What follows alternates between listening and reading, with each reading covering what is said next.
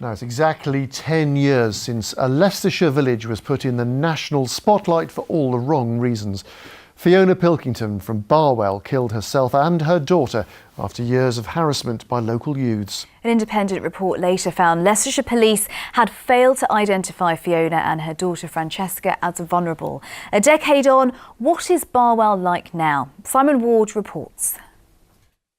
Fiona Pilkington and her daughter Francesca, known as Frankie, took her life and her daughter's by setting fire to her car in a lay-by close to Earlshilton. 18-year-old Frankie had learning difficulties. Fiona Pilkington and her daughter lived here on Barden Road in Barwell. They'd been targeted by groups of up to 16 youths throwing stones and eggs at their home and other intimidation.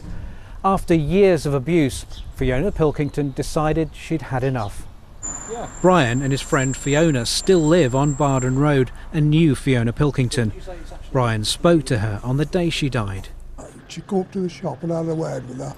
She was a nice girl, wasn't she? Yeah, lovely girl. Yeah.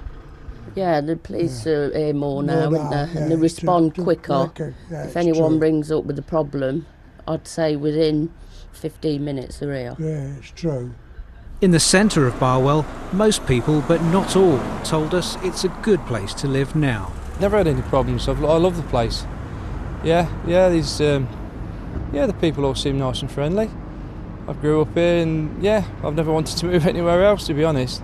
You do get a lot of drug dealers and a lot of people trying to make you buy it when you don't want to buy it. People still feel like they get watched and they get bullied. I like it, yes. My family's here and everybody's friendly, really.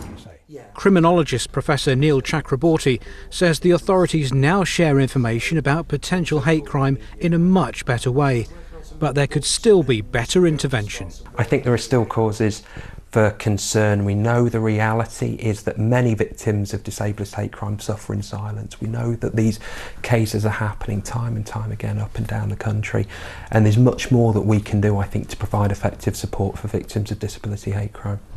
In a statement, Leicestershire Police say our approach to hate crime and antisocial behaviour has changed beyond all recognition in the past decade. The police say we take all such reports seriously and in partnerships with many agencies to prevent such crimes happening in the first place.